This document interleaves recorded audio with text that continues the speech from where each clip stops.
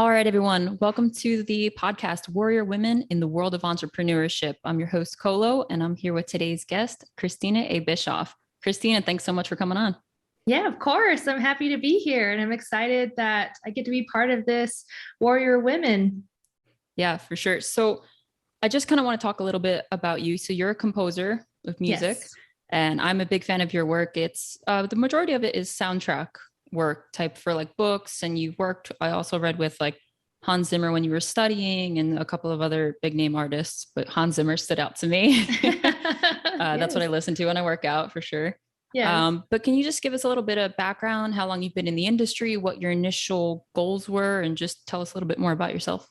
Sure. So I went to Brigham Young University and studied media music, and I did an internship that was kind of an observational internship where we went down to go see the recording process for Angels and Demons. And that was with Hans Zimmer. And that was super informative, very exciting, and also a really good glimpse at the reality of composing in a film scoring world at like the highest level. And that was really interesting for me to kind of see and witness from every aspect, from the recording process to the being in the recording studio and getting to meet the different industry professionals that they had there. It was very fascinating to see all the different facets in just the score process of making a movie at like the biggest level. And so that was just super exciting. Like it's definitely one of my top 10 favorite moments in my life. And, you know, getting to meet one of the guys that definitely was a super big icon in, you know, my music education growing up and listening to soundtracks. I mean, one of my first soundtracks that really made me just fall in love with the music for movies was Prince of Egypt. And so Hans Zimmer worked on that one and definitely was just so cool. So yeah, that's definitely one of those that was inspiring for me. And so with that internship, I was able to kind of springboard into figuring out how to make a name for myself in the film scoring world. And I ended up, you know, having some network from college, but I got married. And as a result, I made the choice to move around with my husband because he was going to law school. And we went to Texas. And there, I didn't really have any network. And I tried to make a network connections there, but there weren't a lot of needs for film score composers. And so I did some work here and there for some of my contacts from Utah and some that had ended up in Los Angeles at some point. And I did a few commercials and a few student films and a few more composer arranger things for some friends of mine who were doing symphonies, and they needed some extra help with that. But I really struggled to get something going. It was always kind of one-off projects, but nothing really stuck. And at some point, all of my contacts kind of fizzled out, and they started going with other composers when they did their bigger projects. And I was like, oh my gosh, I put in all this time and effort in your beginning, and you don't do me the same favor. So it's like a relationship that's like I put all the work into that person. Like, yes, I did all the work and someone else was getting to, yeah. So frustrating. But I mean, that's just kind of the world of the music business, is you just really don't know what's going to work out. Well, that's even the same, just to interrupt for a second. Yeah. Like, so I'm a personal trainer and I am a martial arts instructor, Jeet Kune Do, which is Bruce Lee's art and concept. Okay, yeah. I'm primarily right now a private training business because I plan to move around, not a bit, but I have moved around a lot in my life anyway.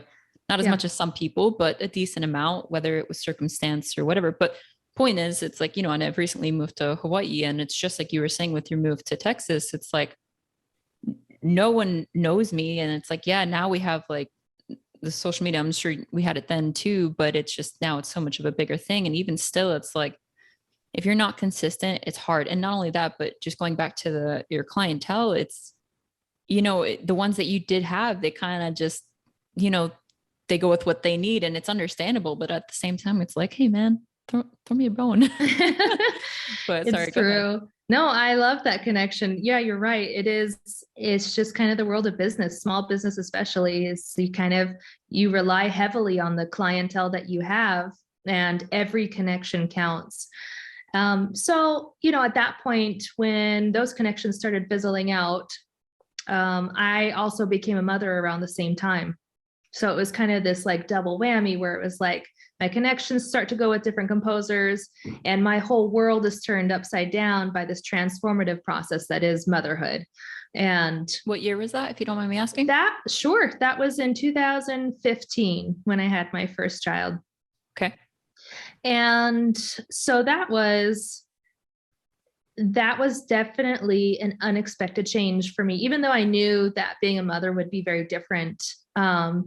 Being able to dive all in to motherhood, it really did make me have to kind of think, okay, well, none of my music stuff is working out the way I want it to. And being a mother requires everything. So I had a choice really to whether to let kind of my music career and sort of my independence, because a lot of what I considered myself, like who I was as a person, was that I was a musician, I was a composer. This was a part of who I was. And it was very easy for me to say, maybe I just need to let it all go and just focus on just being a mother, because I'm not doing a very good job at this music part. And the other option was to find a way to carve out a balance and continue to struggle with music. And then on top of that, also motherhood and trying to figure that out. So as there was this moment in 2017, and I was going to decide, you know what, this is the time for me to just kind of let it go. Let it go in the sense of like, just let the music go, just stop focusing on it. Just, if I feel like playing piano, then I'll do that. But as in like actively trying to get contacts, trying to get, it's hard. I'm a musician. I'm like, don't do it, Kristin. I know, but I get it. But it was so hard. And so I was about ready to just let it go and just, turn my creativity towards like making awesome cupcakes, which I was really into cupcake wars at the time. So I'm like, maybe I'll just do that. Like just, trade it off and maybe cupcake 20 years. wars. Exactly. Back in the day. So I just have a quick question. Sure. So going into that. So you had moved, you said, and you had your first child back in 2015. Yeah. And before that, even you had clients in Utah, but was it your own company? Like when did you establish your own company? Like legally, like in the papers, like? Yes. So I will answer that in this next segment. So Sure. so the answer is coming. So Great. Right as I'm about to decide, because I mean, as a musician, you kind of are always working for yourself, but the moment that you create your own like personal business, I mean, I can tell you the moment that happened. And it was the moment that I was reading the Green Rider series. This strong heroine character just was galvanizing for me. And I was just so taken by her adventure story. And after reading, the entire series in a couple weeks, I feel like something interrupted my course to let the music career go. And I went to sleep one night, and as I was falling asleep, like this is kind of just this miraculous story to me. I was going to bed one night and I heard music, just this majestic, lush, heroic music. And that had never happened to me before.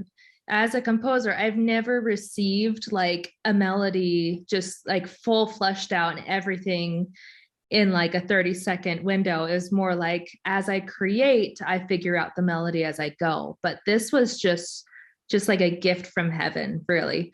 And it was a sign to me that instead of giving up on this music career completely, that I still needed to find a way to carve out that time and make music work while also being a mother. And I'm like, but I'm so bad at it already. And now I have to be a mother on top of this.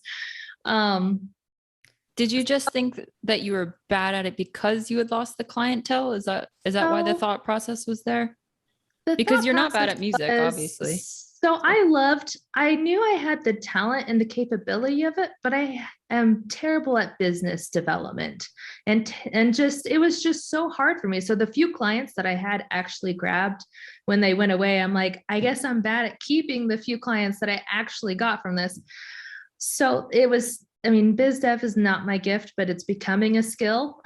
Yeah, it's just very common. That's why I interrupted you there, and I'm just get used to it. It's going to be happening throughout. And I hope I don't. Oh my gosh, right? Yeah. I don't interrupt your train of thought too much, because I definitely enjoy just purely listening. But I know there's points in here just like that. It's like, yeah, I feel the same way, and I think it's a lot of, because I don't want to put it to anything, but I think just we have more of a creative mind. Mm-hmm. And I know other people too, but they had to learn business. Like, it wasn't always there. And again, that thought process happens. And I know people have talked a lot about like the imposter syndrome, but it's not within what we do. It's like, we know what we do, but at the same time, once we lose our clientele, we're like, do we? Like, yeah, I thought I knew, but all of a sudden, like, you start to doubt yourself. So that's why I kind of wanted to just delve in a little bit more into why you felt like you were failing at it, like, quote unquote. So yes. No, I'm glad that you did. Cause that's exactly why is just, I was losing the clients, and I said, I know how to make music, but nobody wants to listen to it. So like, how do I make that work? So that miracle happened. I was able to hear this music. And so it was assigned to me that I needed to do the work to figure out how to do this. And I was able to connect that music I knew was connected to the Green Rider series that I had just read. And a few years ago, previously, I had worked on a book soundtrack for Brandon Sanderson's novel, The Way of Kings. I did it with a friend who was doing this whole Kickstarter thing, and he had me do like one of the songs for it. And so I knew that book soundtracks were and could be a thing. So that in that moment, I said, I am going to make the book soundtrack for Green Rider. And I'm going to start off by, coming up with 2 sample songs, come up with an album design concept, come up with how I'm going to produce it and how I'm going to raise the money, and then present that to Kristen Britain, who is the author of the Green Rider series, present it to her agent, and just see what we get. And so I did that, and I tried to build a team of people, like get them ready to go and say, hey, I'm going to do this. If I am able to be successful, will you be able to do these different things? So that then I could also build my credibility, so that when I presented it to the agent, I could say, look, I've done all these things.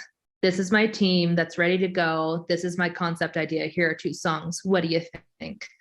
And after about a month of back and forth, him and Kristen talked a lot on like whether they thought it was a good idea, if it would interfere with a movie contract somewhere down the line, or a television or anything like that. And once they were able to decide and figure out that my project wouldn't interfere with that, then I got the green light to do this soundtrack. And the next step in the process was then creating my business, saying, okay, here's my business. And I went to the bank to get it kind of set up, and I set up Siren Songs LLC.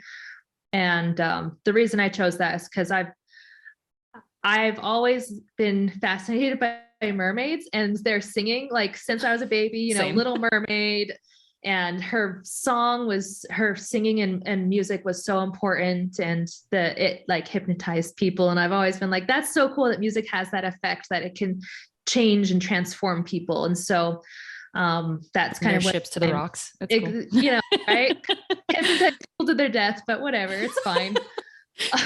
They're still singing very nicely. Okay. They're dying. At least happy. They die happy. And so I've always been fascinated by that idea and the concept of the power of music. And so that's where that name for that company I came up with. So awesome. So I have some more questions. No yes, shocker there. Please. So great. So you decided that moment, okay, I'm going to do this. I love this series. I'm going to just kind of present this stuff to Russ. Is that the name of her agent? Russell Galen. Yeah. I listened to your little clip on the other podcast that you were on. I think it was On Progress or something. Yeah. So I heard a little bit of that. How did you decide? Obviously, I probably the music part first because that's what came to you. But how did you figure out what to prioritize? How to prioritize it in order to get one done first? Because for me, I'll have a list.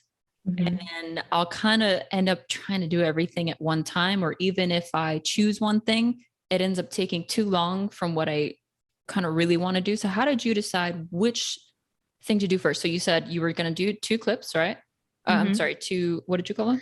2 sample songs or two mock-ups is what we say in the business, like 2 sample songs basically. And then you were going to present like a frame, like kind of artwork as well for the cover. Yeah. And it was very simple. I knew because I didn't have any artwork to work with at the time. And so I just took a picture of the front cover of the book and just did like a simple, because I knew all you needed was some kind of visual. It didn't need to be set. It just needed to give them, this is what it could look like. Right. That and way. This is already yours. So yes, exactly. So that was kind of the thought process there. I'm like, we'll get a different art concept for sure later on down the road, but here's kind of what you look like. But once they gave me the green light to go, then Kristen sent me an email and I like hardcore fangirled for sure. Because I'm like, she approved. Oh my gosh. Now I have to deliver. And then you're like, oh crap. Oh my God, what am I getting myself into? Yeah. It's like me with this podcast.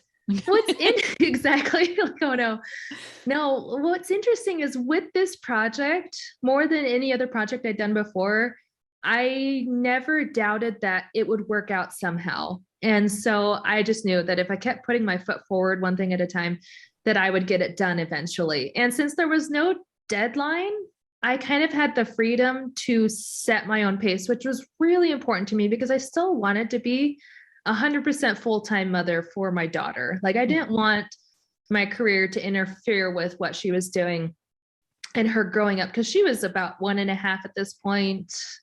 Yeah, about 1.5, almost 2. So it was really important for me to kind of be there for her because she's just so young. And I was also about to be pregnant with my second one as well. So like we were in full-on family growing mode. And at the same time, now business growing mode. Just growing everywhere. Growing everywhere, like physically and like everything. Oh man. Yep. Yeah. So the way I prioritize stuff is first, I knew that because I was bad at biz dev, I had to create a plan for how I was going to actually, get the audience interested, because I had Kristen's interest. That's great. Now, how do I reach her audience? So I had to figure out, okay, I needed to do social media things. I needed to create a page and a website that, again, built that credibility and trust. And at the same time, I needed to figure out how to engage all of Kristen's fans, because I wanted them to join me on this journey. Because I figured if they were able to see the progress of the music along the way, that they would be more invested because it'd be their project too. And I wanted to include people because I could. That was one of the greatest things about being my own owner on this point, is this was my project. Instead of a director telling me what he wanted, or a producer telling me what I wanted, or other musicians saying, I want you to do this. This was my project. So I got to do that. I said, you know what? I'm going to include as many people as want to be included in this. I'm going to show them the progress as we went along the way. And I found in my previous experience with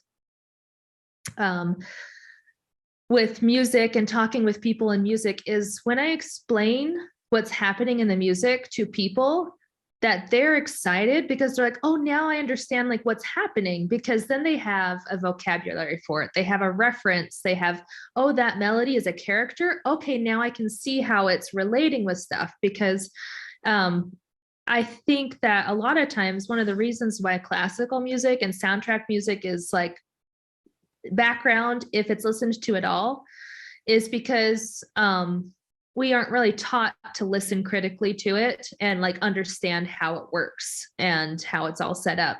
And so the moment that I started doing that, people were so much more interested in what was going on because everybody wants to know how to listen to it. And people, when you give people the vocabulary to talk about it, then they're that much more engaged in the process, but also just excited about the music itself. And so that was kind of my whole goal with this, is not only to create, to further create the world of Sacchardia, the Green Rider world, and to kind of really dive in and expand it, is I also wanted to give people the chance to understand how music works and how things are set up and get to hear their favorite characters musically and just have some fun.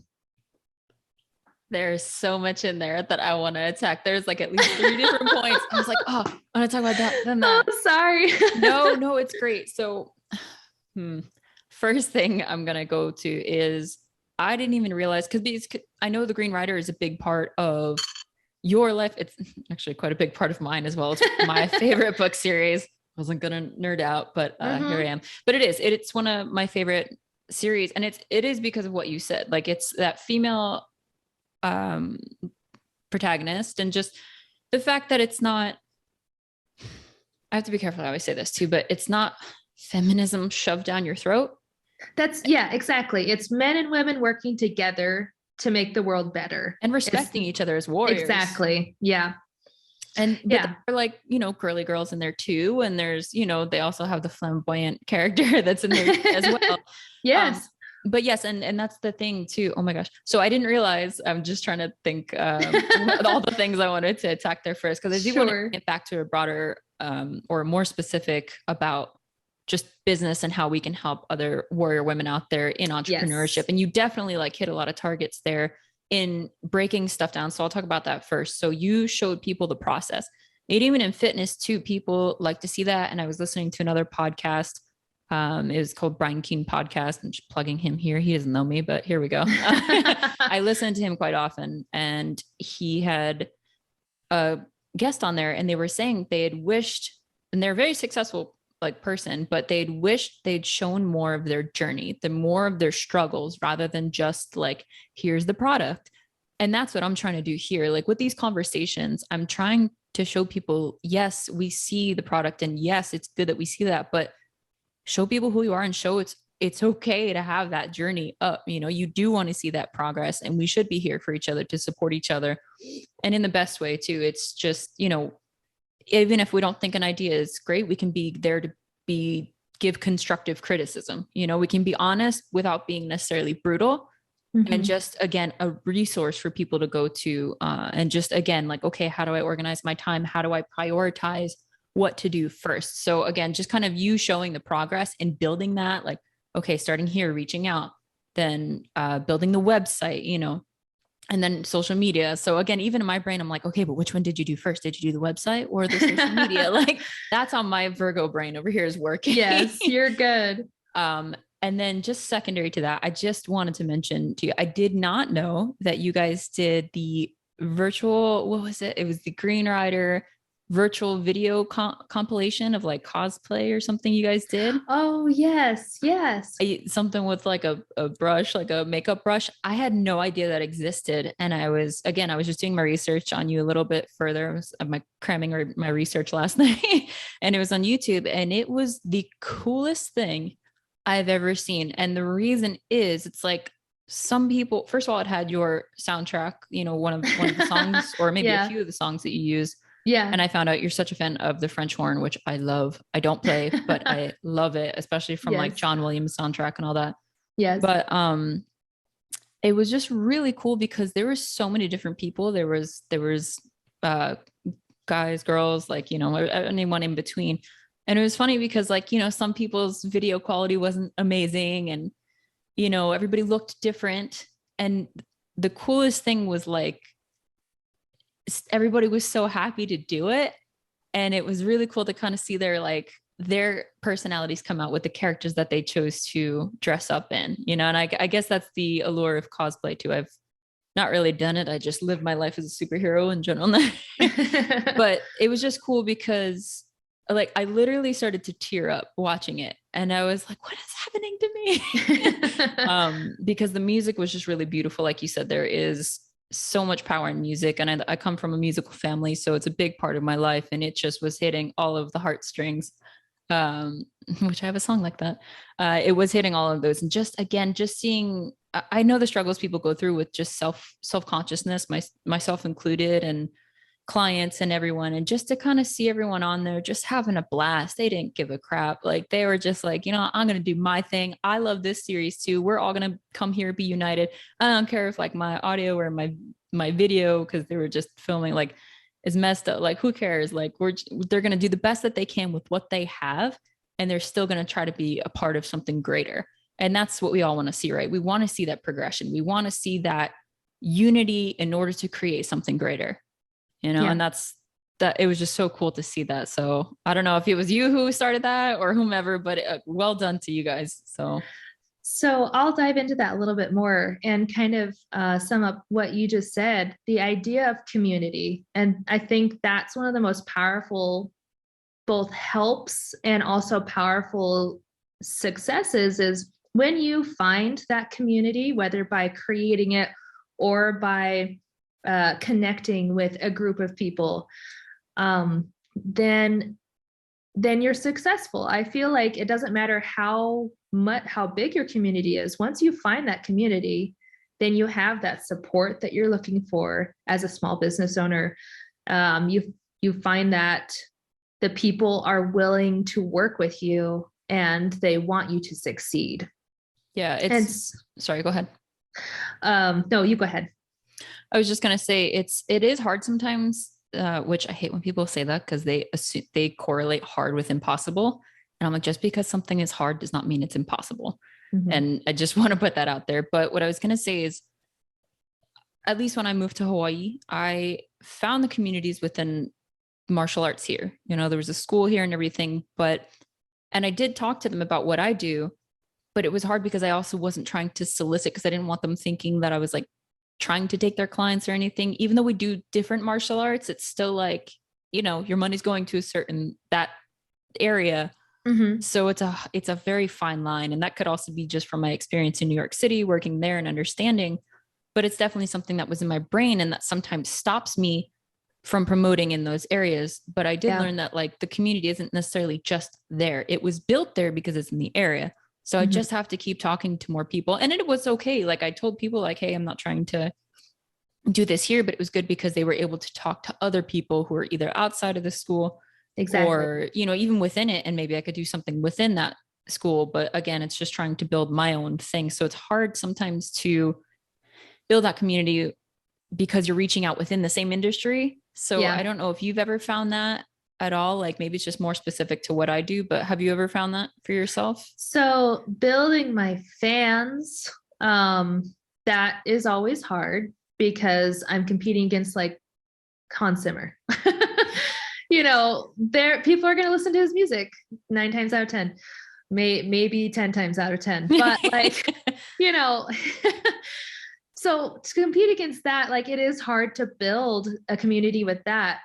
I just had to find that niche. And the niche for me was the Green Rider community, who they were looking for, they were looking for merchandise. They were looking for a way of engaging in the world. And they were also looking for a way to thank Kristen Britain for all that she's done, because she really built this community because of the world that she created.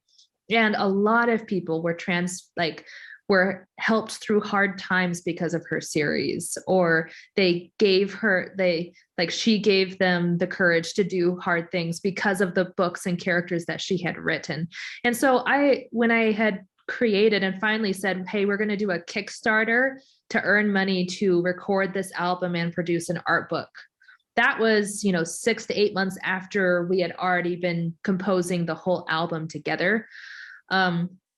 at that point, fans were very excited because one, they were like, something's being made with the Green Rider series and it needs this attention. And two, so many people sent me messages of, I'm going to donate because this is what Kristen Britain did for me. And they all had stories that were just wonderful. And I sent Kristen, I think I sent her all of the stories compiled together saying, hey, Kristen, like you have had a very powerful and positive impact on a lot of people's lives. And I don't know if you recognize or have realized that because you are in your home writing these books out and don't see people because everyone's reading at home.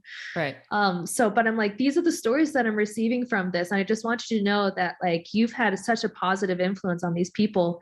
And at that moment, I think it clicked for Kristen being like, so you mean it's not like just the extreme people who reach out to me, like that I actually have a whole community of people that are excited and supportive and like generous. She got to see her fans be incredibly generous and be incredibly thoughtful to each other too. Like throughout the process, the Kickstarter, some people donated extra money for other people who couldn't afford to have that's amazing. Some of the album stuff because they're like, we really have no money right now, but we want to support this. Some people are like, I do have money. I'm willing to pay for like 3 people's pledges here. And it was just this really remarkable, just coming together community moment that I was just kind of taken aback by, very surprised by.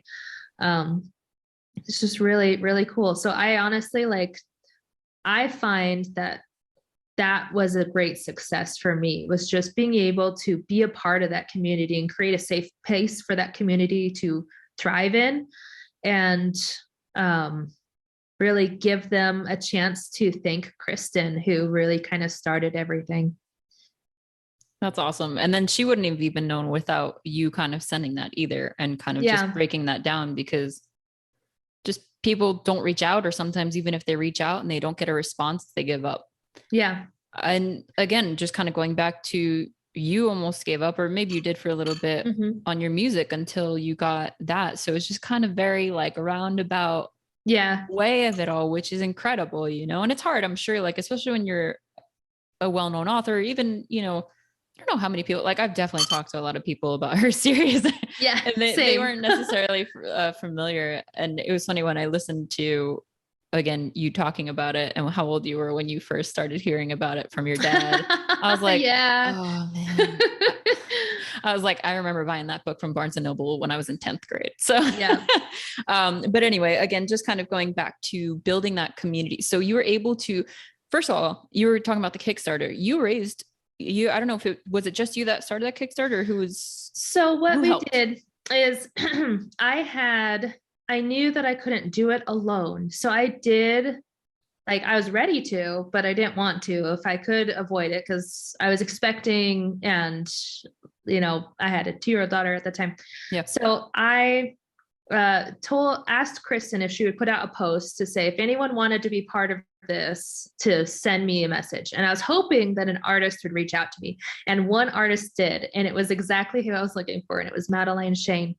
And she sent me her fantasy photography, fine art creations that she had done. And I looked at a few of them and I said, that's exactly what I'm looking for. Like, how do you want to help? Let's do this. And she had a lot of social media expertise that she was like, I've got all the stuff set up. And I'm like, great. I'm really good at organizing. So I'll organize how the pledges and Kickstarter things are set up and how to do all the research. And so we ended up becoming partners on this.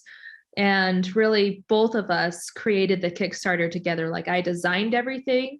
Yeah. And she helped me with all the social media stuff, which was amazing. So between the two of us, we were able to raise almost $100,000. I say almost because it was like 99 and 643. And I'm like, oh, it was so close. So almost $100,000 between auctions, between the Kickstarter, between the add-on through backer kit at the very end. It was just all of it together.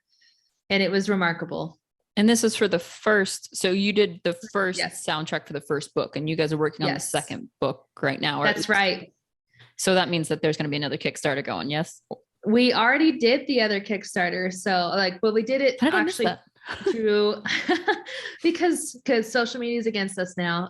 5 years ago, Facebook was on our side. Now it's definitely on big businesses' side. So a lot of people haven't found out about the Kickstarter, but even still, like we did, I say Kickstarter, it was crowdfunding through Madeline's website this time. Okay. And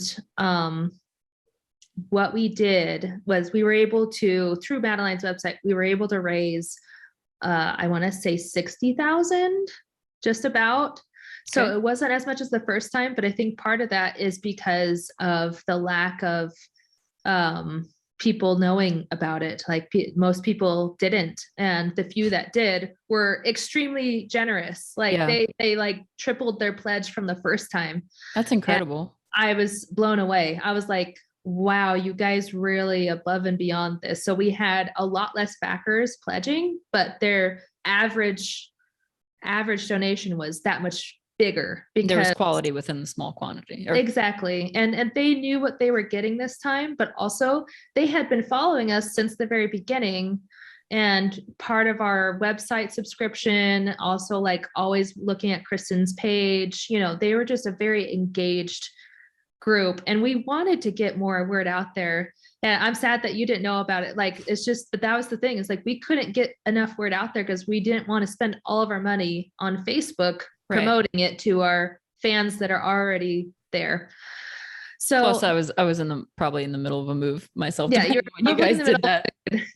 Move. Yeah, no, it's, so I will say that the social media, it's kind of a love-hate relationship, because on the one hand, when you're able to get it to work for you, it works really well. Yeah. But then it starts to work against you because money, basically. Are you guys using more? I think you guys are more on Facebook with this one and your websites, but yeah, if you can break that down or kind of go into it. So what we do on our social media aspect is, in the beginning, it was just Facebook, a little bit of Twitter, but I was never really good at Twitter, and it really wasn't my crowd.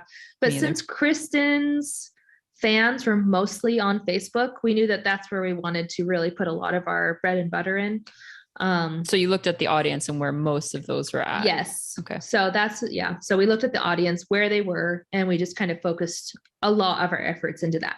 Now that they're still there, but people don't really want to be on Facebook anymore, for two reasons. One, Facebook is really like promoting big business stuff now. And two, so many political things just all over the news feeds that we're just like, I'm just like done with it. And a lot of people have canceled their Facebook, and I probably would myself, but because that's where we reach our fans, I stay on Facebook and kind of keep engaged with the community as much as I can. Yeah. But, I know that we're looking at other options. I've been talking with the mods of some of the screenwriter groups. Because, like the admins, these group leaders are looking at other ways of engaging outside of Facebook, because they know that at some point Facebook is just not going to be sustainable anymore. So it's always a changing world, and trying to like keep up with it. And stay ahead of it. Stay on top of it, trying to, hit those curves, but also still reaching our audience. Because let's say we put all of our eggs in the TikTok basket, we'll get a younger audience, but will they actually donate to, our future crowdfunding things? Probably not. Right. So it's like, well, where do we put that? Do we want to get discovered more? Do we want to find new people? Because we would like more people to know about Greenwriter in general, because it's such a great series. It's a great fantasy series. Like, who doesn't want to read a great fantasy series? But yeah, it's definitely, the social media is probably our most important way of developing business, because we do not have a brick and mortar building. It's all through the internet.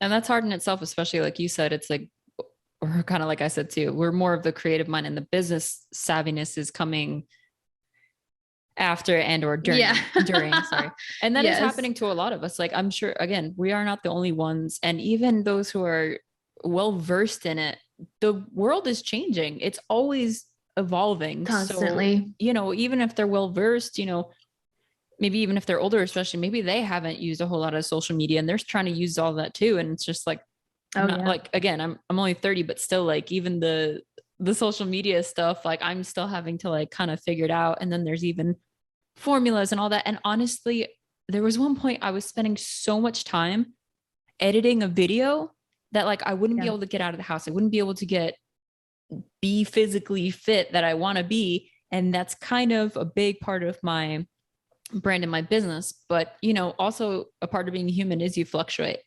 Yeah. So it's just a hard thing about being disciplined and being consistent, which is also very applicable to business and anything that you want to do. It just can get very overwhelming when you have a lot of things to do and you want to hit them all. It's like when you have so much going on, you're a mom, again, for yourself, you're a mom, you've got this project, like, how do you make time for yourself? Like, even like, maybe it is music still, like you're doing a bunch of music and maybe it's a walk, or maybe you just want to play something for yourself. Maybe you want to go get that French horn when your kids are sleeping, but you're right. You can't. I watch that one. But it's where can you do that? And also, how can you prioritize? At least for me, that tends to be the biggest thing. Cause I'm like, I get stuck in my brain of like, I want to do it all. And then I just spend too much time thinking about doing it rather than figuring out what to do first. So how do you do it? Well, literally today was my me day where I binge watched Bridgerton all day, snuggled with my baby and played with my little baby while my two girls were at school.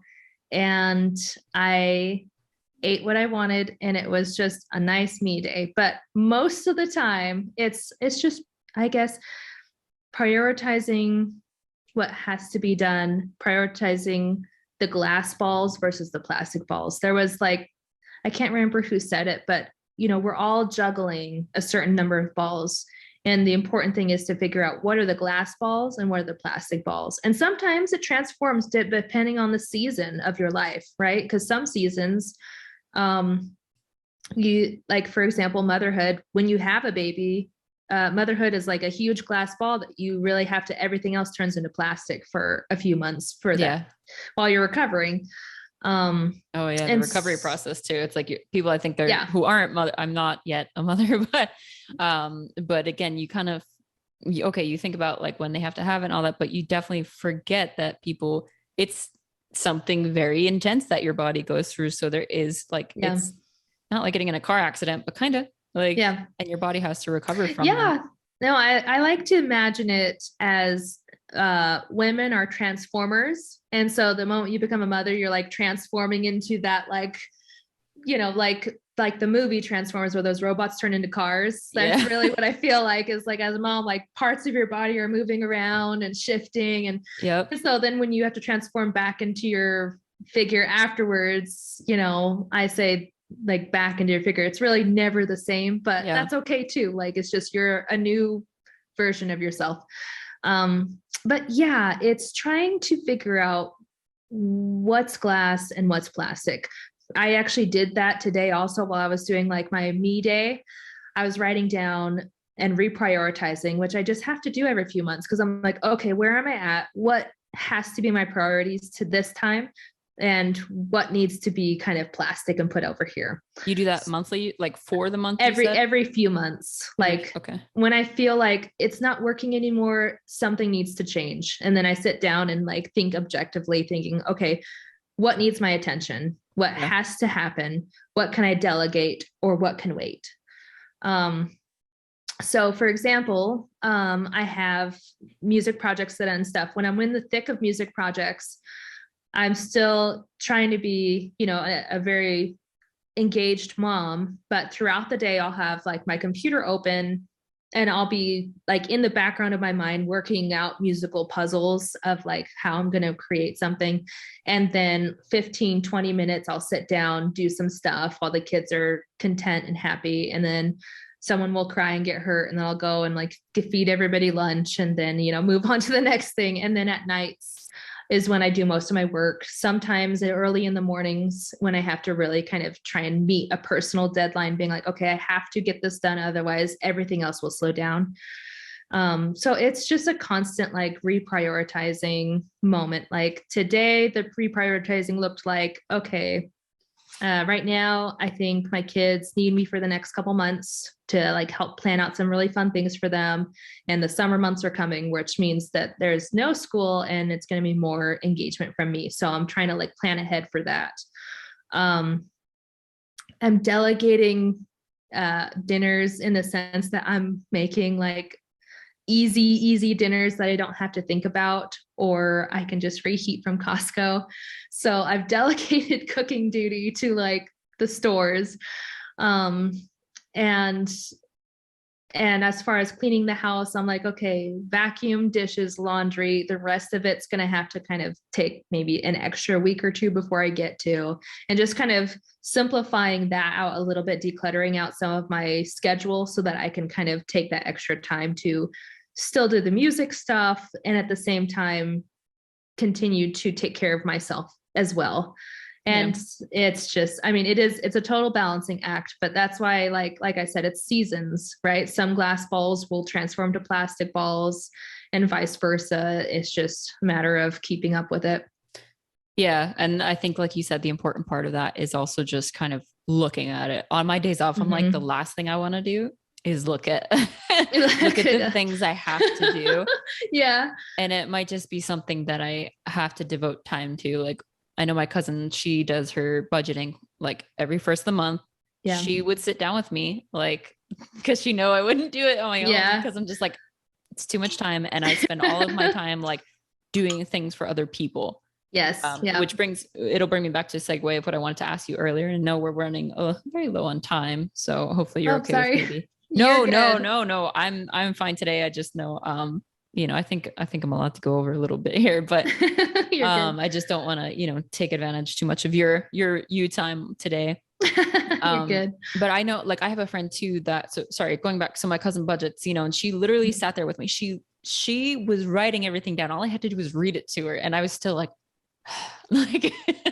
and then she kind of handed over the reins, whether she just got tired of it or what. And then I was like, I know I need to do this. And I had it set in my calendar, and I would just look at it and I'm like, nope, not happening today. Yeah. And then of course it's like however many months later and I still haven't done it. And now it's tax season. Now I'm like, crap, I should have done. But like, I have a hard time sometimes of like looking back at stuff, especially if it's numbers. I'm not a numbers person. So it's just even a little more intimidating to do that, but you kind of just have to force yourself like little by little. And of course, if you wait long enough, it's going to be more intimidating. Yeah. And my one friend, she has a list every day.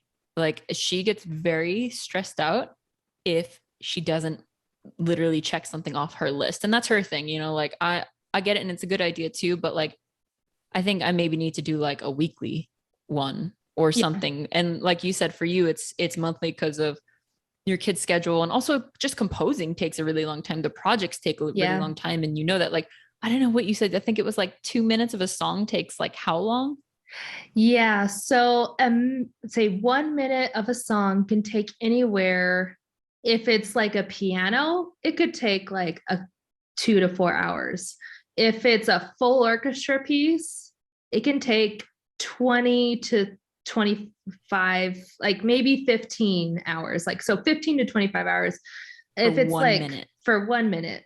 And it's just, I mean, maybe some people can go faster, but like, that's my process and trying to make everything. Because the other thing is because I don't record most of my orchestra stuff with this latest album, we weren't able to raise enough money to record with the orchestra this time. We just recorded for choir, violin solo, and guitar. So that means I had to do extra work on making it sound as real as possible.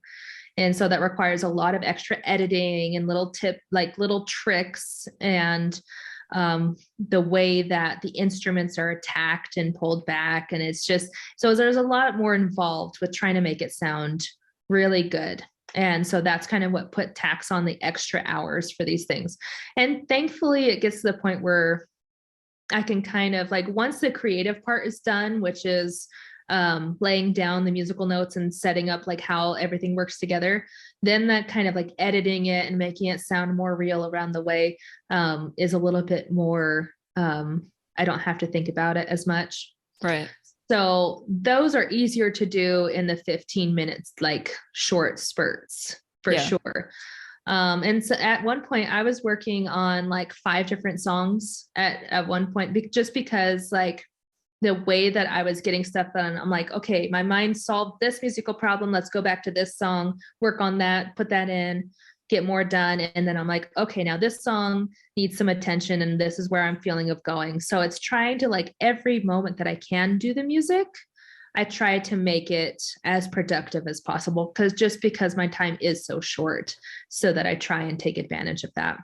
Now, just to kind of go into financials a little bit, if you don't mind me asking. Oh, please. Yeah. I don't know if it's with the crowdfunding or anything, but with your time that you're devoting to this, is this just, I don't think it's just you volunteering, or is it, or are you getting a portion of what comes in? So with the first project, I had not pre-budgeted my specific salary for it. I got whatever profits we had at the end. And it was a fraction of what like I could have gotten if I had pre-budgeted. So this second time around, when we did the crowdfunding, both me and Madeline were like, okay, we have to have a salary from this one, because it's not fair for us to put all this work in and not be able to like benefit from it. Yeah. Because we were also hoping that with the production of the album and the art book and stuff, that we'd be able to sell it more. But because we weren't able to work a deal with DAW, they weren't really interested in that. And so we really didn't make a lot of money on the back end of it. It was mostly on the front end. And so we realized, okay, well, if we're going to make any money from this stuff, then we better get it in the beginning. And then whatever else we make on the end is extra, and we won't really expect it. And we'll just kind of continue to see if we can make a business out of this. So yeah, money is, it's still figuring out how to make it profitable, trying to make it work. And because my husband's a lawyer and because Madeline's husband does like software stuff, we don't have to push as hard to try and make a lot of money. Are they super helpful with that? Like they're willing to kind of they're willing to work with us, because in a way like if you can like, I mean, I don't want to call what I'm doing a hobby, but it pays for itself, which is nice. Yeah. It's a lot of time. It's a lot of time. Yeah. And energy and effort. Even if it's something you love to do, it can wear and tear on you, because the community is not demanding, but they want those updates, and you guys are giving them. Like, I remember that whole thing where you had a delay and you guys were even more upset. We're all like, chill, you're fine, but like, yeah, it's true. You guys wanted to stay on that schedule, but the fact that you guys even created the schedule, you were working again around the clock. And I'm not sure what Madeline, how do you say her name? I say Madeline. She's also, other people call her Madeline. I asked her what she preferred and she wouldn't give me a definitive answer. And I'm like, I know there's a definitive answer in there. So I'm just like, whatever. I'll call you Madeline. Yeah. But I don't know what her home situation is. I don't know if she has kids. It looks like she does though, but not yet. But I know that they would like kids someday. Gotcha. And I'll hopefully get her on the podcast too. So hopefully she'll give a listen. She would love that. Yeah, that she's good about this stuff. Awesome. But with that, I forget where my point was going for this. Money budgeting. Yep, it's lost. It's lost. Oh wait, no, you were asking like our husbands are okay with like this. Yeah, so just you definitely need a team, and it's good that you have each other, but also with being a mom, it's a lot of time everything's a lot of time and a lot of effort. So you have to just make sure, like you said, you are getting paid for your time, even if it's something that you love, and it's good that again, you had to go through that hard process of that first one of like, so why didn't you pre-budget for that first one? For the salary? I had no idea what I'd make in the beginning. Like my goal was like, if we make 30,000, then I can record. So like my whole focus was on like recording it, because that's expensive, very expensive. So my whole focus was like, get enough to record it and make it sound good. And that's all I was really thinking about. And I figured we'd probably make money at the end of it. Mm. But I didn't set a line item specifically saying, if we raise this much, I will get this much money.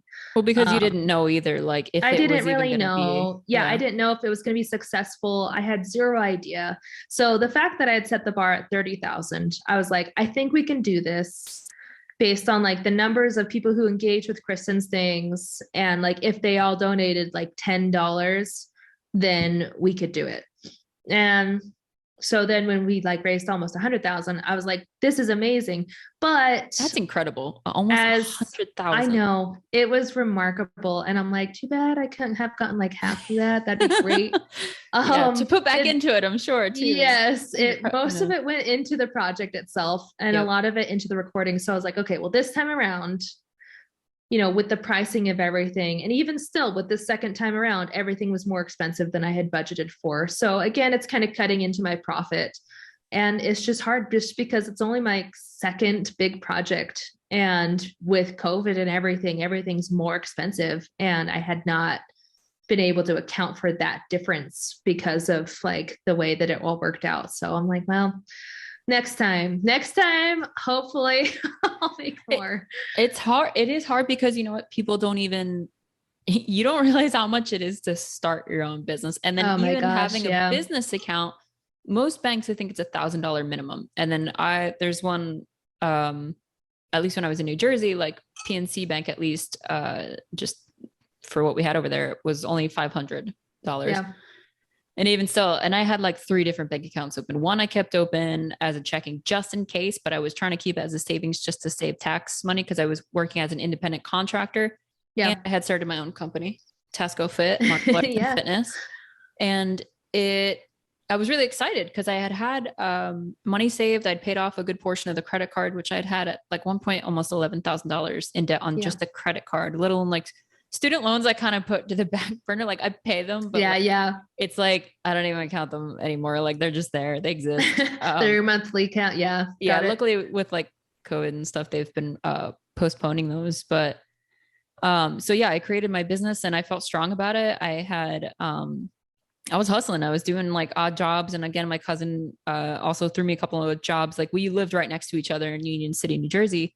Yeah. And, she didn't like run our building, but she'd been there like for a long time. So she was part of the HOA, I think they call it, or something, or whatever. So anyways, she was able to just kind of figure things out to just basically like help me out too, right? To just talk to different people and so on and so forth. So, and just watching her cat and stuff like when she went away. So she was a big portion of me kind of starting that business account is the point of that. But again, I had a business account. I had another account that I was trying to keep as a savings account. And then I had a whole nother account as well that I was trying to use as my daily spending.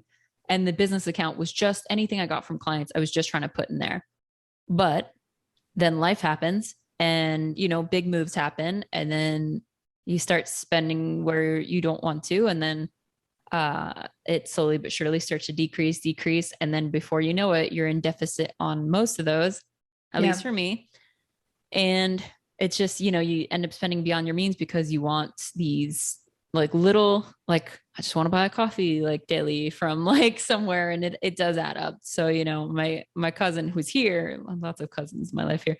My cousin who's here, she's very, very adamant about like, make stuff at home, do this and that. I'm like, yeah, but my time is precious. Like you make stuff in like, like a second, like it takes me longer because A, I'm a perfectionist and B, just like whatever else, like, so anyway, the point of all this, it's just like when you start a business, like sometimes you can start like at a good platform and you start like increasing, but then life happens. Like you're moved to Texas, but I think you're back in Utah now as well. Yeah. Yeah. We just moved. So, and it was in the middle. I mean, that's the thing is like, we've moved through both projects and I've also had a kid through both projects. Like it's just life happens. It really does. And a lot of my time, because like the money was fine, but from my husband's standpoint, because like he earned enough for both of us.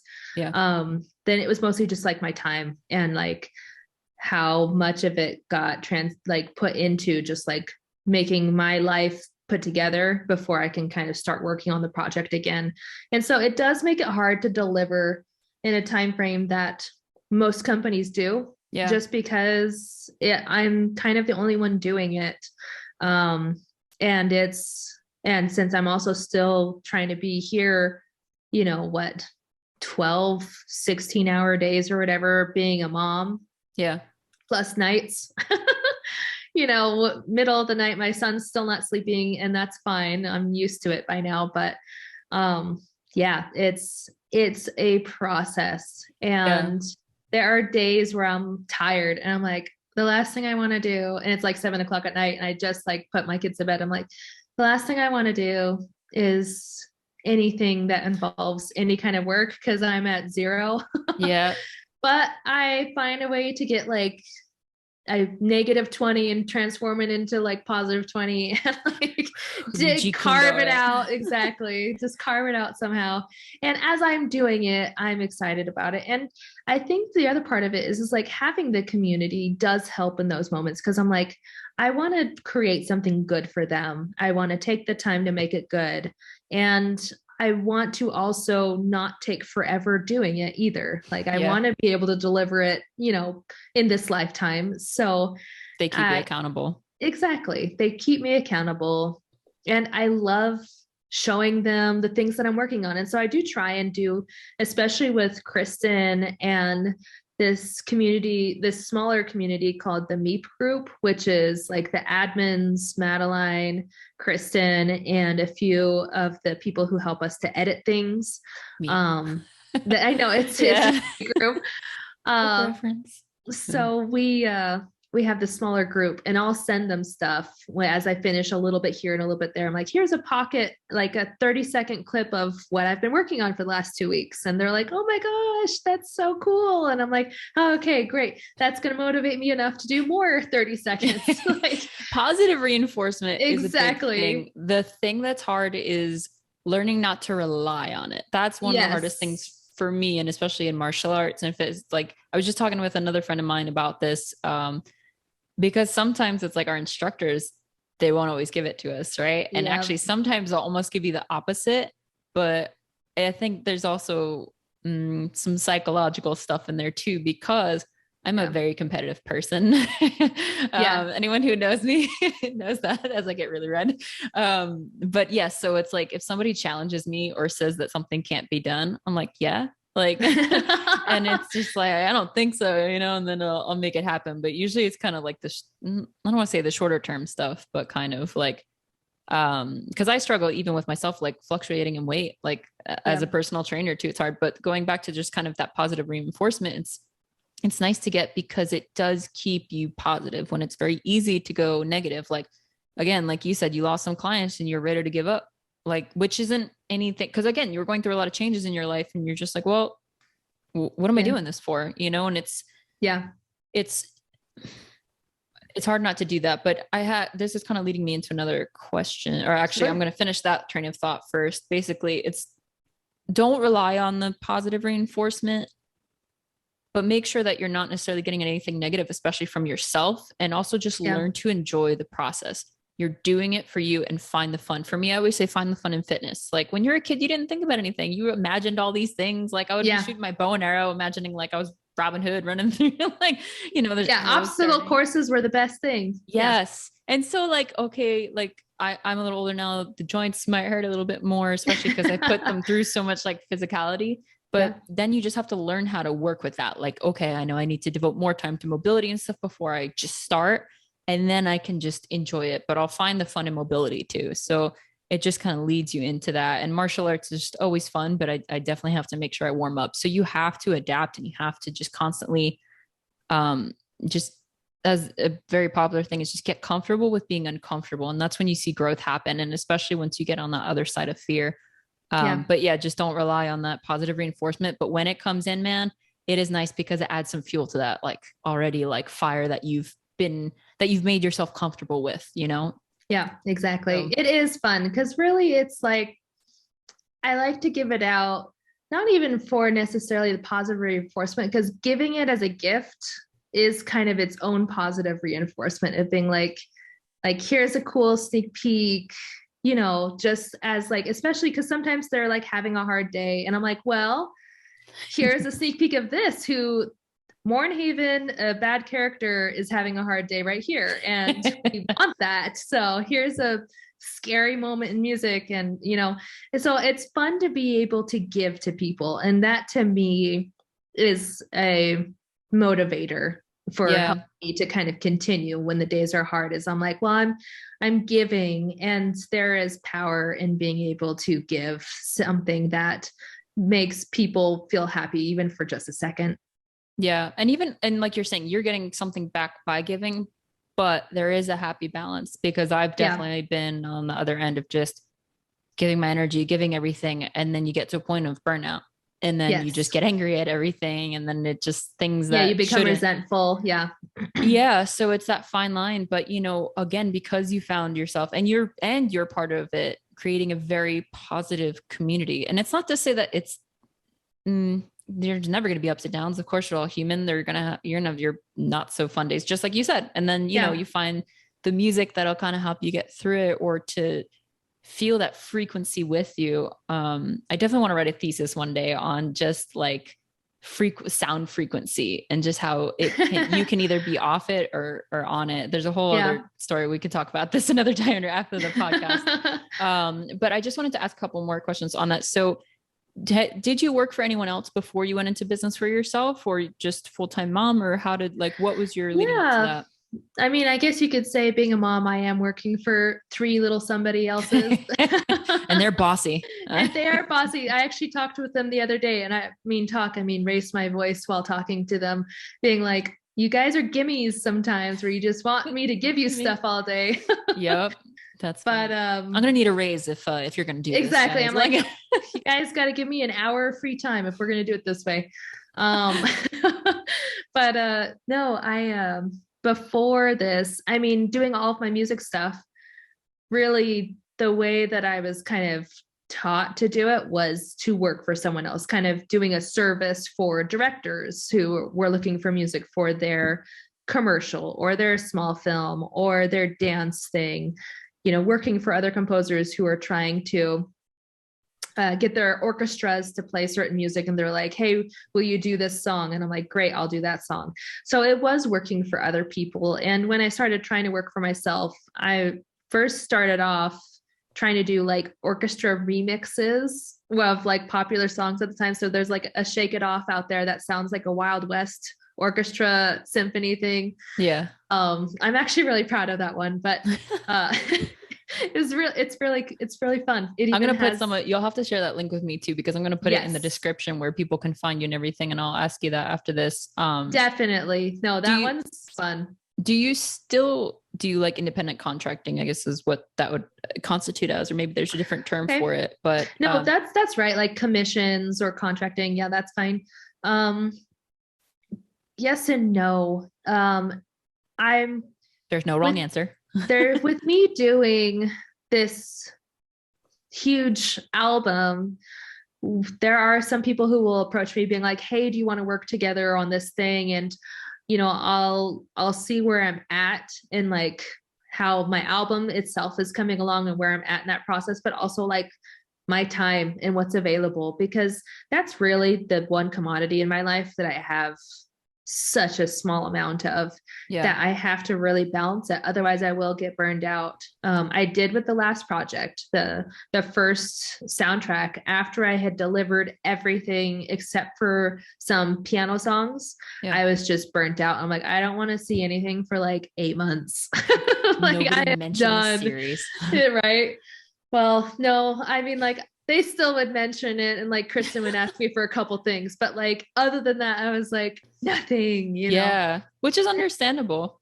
Yeah, because I gave so much, and my kids were sick all the time. Now they're back to being sick all the time again. But like, it was such a hard stretch there that I got burnt out. So with this time around, I'm like, okay, I have to prioritize my health too. Otherwise, I'm going to be a mean, angry mom and a resentful composer. And I don't want any of those things. And nobody else does either, really. No one else wants that. No, my husband's definitely a lot happier when I prioritize my happiness. That goes into my second kind of question. Yes. And you don't have to answer if that's okay. How obviously you have a team, so it's you and your husband and many other people within your own business, but within your Yes. home, you have a team. And obviously you mentioned he's a lawyer, and there's different variations of what an income can bring. How worried about money does it become for you sometimes? Or are you kind of able to be a little bit less stressed about that portion, even though in your projects, like you said, you should pre-budget for that for sure, because that's your time period, no matter what. Yeah. But like, are you relying on that to feed your children? Like or to feed yourself? Okay. So no, so we're relying on my husband to basically provide for the household. Okay. And so, and I'm glad that he's able to do that. If he wasn't, then I'd probably be not doing as much music and probably be working like a separate job that brings a more reliable income. Yeah. Just because these projects are kind of whatever I can make of them, and they take so much time, and so far are not paying out as much as I would like. Yeah. But part of that is just, for now, it's for now. So it's really hard to say. Without my husband's income, I think this would be a little bit of a different story, where like maybe I would be doing something like this, but maybe on like a 10-song album scale and not the 22 full length. So it'd probably just be smaller projects. Yeah. Because I'd still be very interested in doing this. Well, it's something that's a part of you. I think if you have the heart of an entrepreneur, and that's why I called it like warrior women in the world of entrepreneurship, because you got to have something. And again, this isn't just for like female listeners out there. This is for anybody that's looking to build a business. It's still the same issues you're going to come across. And, maybe you guys might not be moms, but maybe you're on the other side of it and you're the dads, and it's not always the same, maybe, but in your case, like, okay, he's covering the household stuff, right? Which is a lot in itself too, and then there's also like extracurriculars. So, maybe that's where like yours is coming in. So it's always about teamwork here. And I'm single. but this move was a lot. Like I don't have kids. I don't have I have family mostly back on the mainland. Yeah. But I'm pretty, free to do stuff, but I put a lot on myself as is mentally and whatever. So sometimes that mental can just weigh you down. And I find that like daily, you have to find time, like instead of thinking about all this stuff, like play the piano, just sing, or just go for a walk. But you can even talk yourself out of the things that you enjoy doing because you feel like you should be doing something else. But I think that's when like having a schedule really helps. Doesn't have to be a tight schedule, especially on your U days, which I'm taking full advantage of right now. You're good. It's my day off too. I ended up having to get a part-time job here. And I originally, just to give you a little bit more of my story here, I originally applied to places like gyms and such, just to I wanted to be involved with what I do, just continuously practicing while I'm still trying to build my business. Yeah. However, the one place that wanted to hire me, which is close and actually like a pretty, higher end gym here. And I've been in the corporate world in New York City, and we didn't mesh well together. It wasn't bad. And I learned a lot, but like, I'm used to small business. Like we can joke around in ways that you can't joke around like in corporate world. Yeah. And it was just, they saw me very differently there. And it almost like made me feel like a monster, like, but I'm not that way. Not that kind of monster anyway. But I still learned from that. I learned a little bit more about business and knowing my own value and kind of demanding what I need. Although that's kind of like goes up and down too, but I'm just regaining that. But anyway, here they fed me this non-compete. Like it was great. I did an interview with them. I was like, all right, I don't even really want to do it because I still want mine to be like, powerful, like, or just enough to sustain me. Yes. But when I was there, the interview went well. I was like, great, this has potential, blah, blah, blah. And right at the end, they were like, oh, but we have a non-compete that we would need you to sign, which it basically means you can't operate your own business within, usually it's the island wide or statewide. Yeah. But they were like, oh, just in Kailua, no, or just like where I live now. And I'm like, that's still a negative. Like, no, like I have spent so much of my time working for other people and giving so much to other people. Yeah. And I'll encourage other people to make their own business, especially because I see such potential. And people encouraged me to make my own business, but like, it was time to choose myself now. Like, I don't want to work for somebody else, at least in my industry. you know, unless it's like, again, my old bosses, I still do some stuff for them, but that's because I'm a part of that community, you know, like it's stuff that not that I would do for free now, but like in essence, like I've learned not to do that. But point is, I finally decided to choose me. Like and I'm not compromising that. So I got a part-time job at a local restaurant and cafe, but I get a little nervous because just like in New York City and here, the money that you get like as a server or as something else can seem very enticing, right? And like you'll just be there forever. And I'm like, I don't want that. Yeah, exactly. So I have to just keep my focus and remind myself, just like you were saying, of like, where do you want to go with your business? And that's actually going to bring me to the segue into where do you want to go with your business? Like, what would you like to see? Obviously, Green Rider is a big part of it now. Like, what's your ultimate goal? Is there one? So my ultimate goal is to be continuing to compose music that I want to write and people paying me for it, which would be really, I mean, all of it would be really great to be, in my eyes, a legitimate composer and someone who people want to play music for in symphony halls. Like that would be ultimate dream come true, where people are like, we want to perform your music in this symphony, you know, and because that would be really incredible, because there's really nothing that replaces live orchestra for me. And so to every recording studio day that I've had, I have just loved every single second of it, because it's watching what I've created come to life and trusting it into the hands of these talented musicians who just really add so much more life to something that I've created. So my dream is to keep doing that stuff, to be able to go into the recording studio more often, to be able to see my stuff in the symphony. So doing more of these Green Rider projects. I'm doing it a project at a time, kind of like with kids. Like I'm going to keep going one at a time and just kind of see where we go. I would like to do the third one for sure. But I have to finish the second one first. And you know, once we get to that point, we'll be able to make that choice. But I think both Madeline, who I also want to be on the same page as me, because she's an important part of this too. So in a way, we're partners in this Green Rider business, even though we have separate businesses.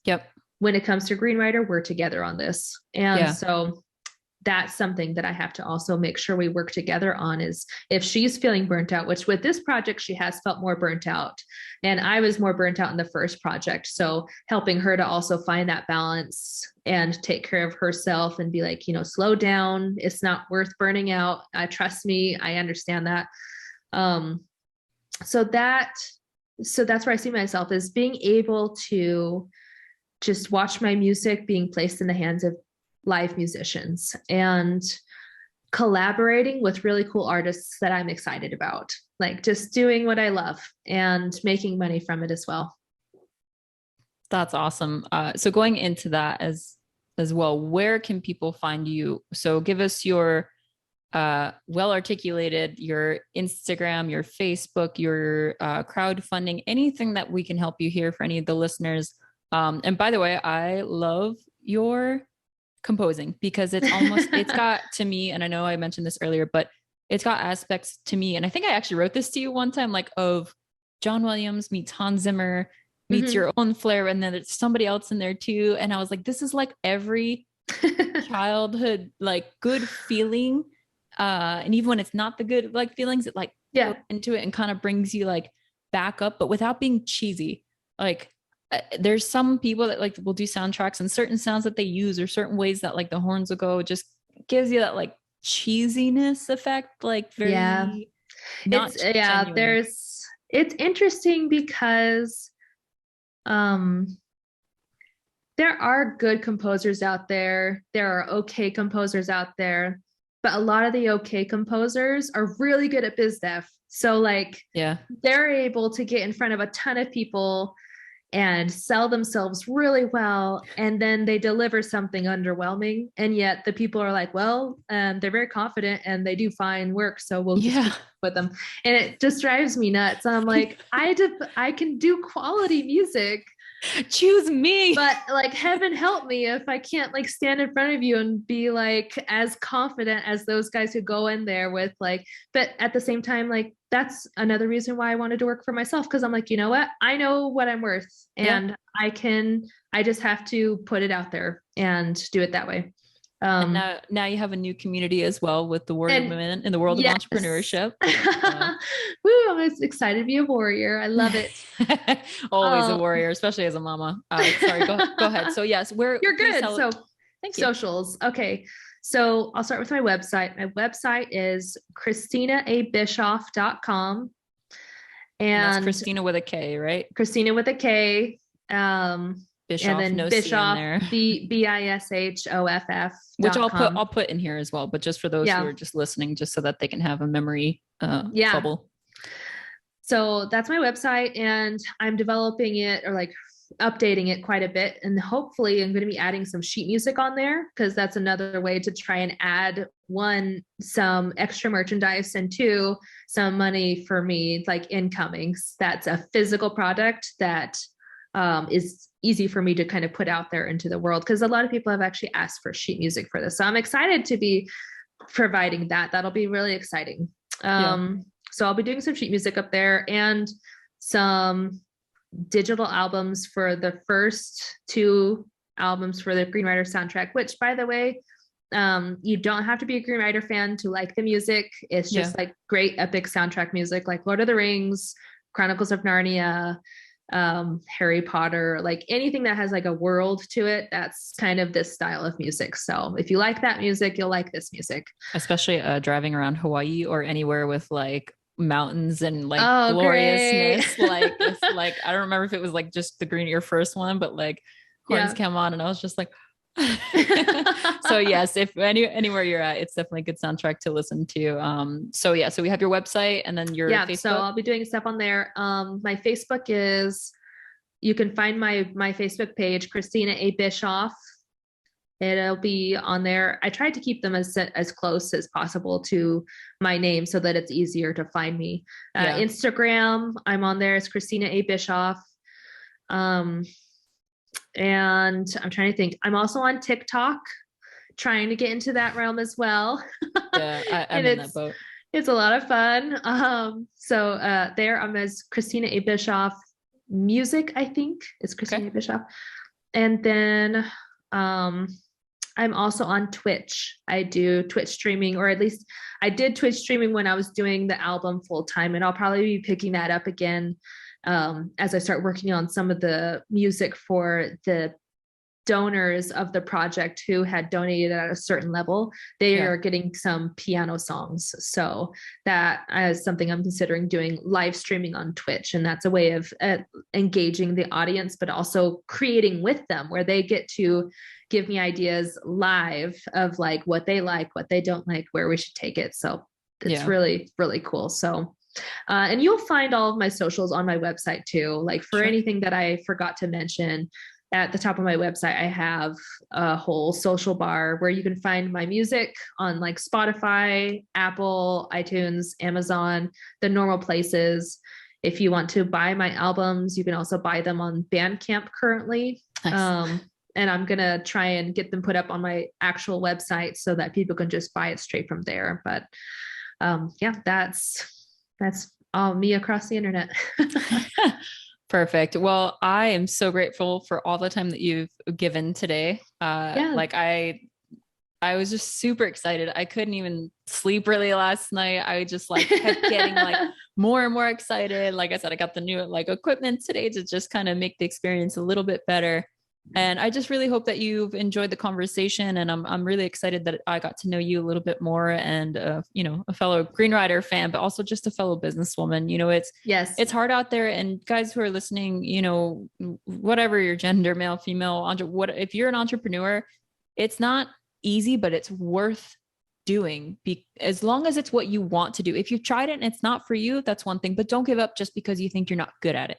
Find people to help you be good at it. If you don't think you are, like, just keep going, be consistent, and again, if it's just, you're good at your talent, you're good at it, but it's just, you're missing something, you can find somebody to help you out, just like Kristina did here. And again, we're here for you too. So just give some of the other episodes a listen, and hopefully they'll be there to help you out. So thank you so much, Kristina. And hopefully I'll have you on here again. Yeah, thanks for having me. This was a blast. Mahalo. Mahalo.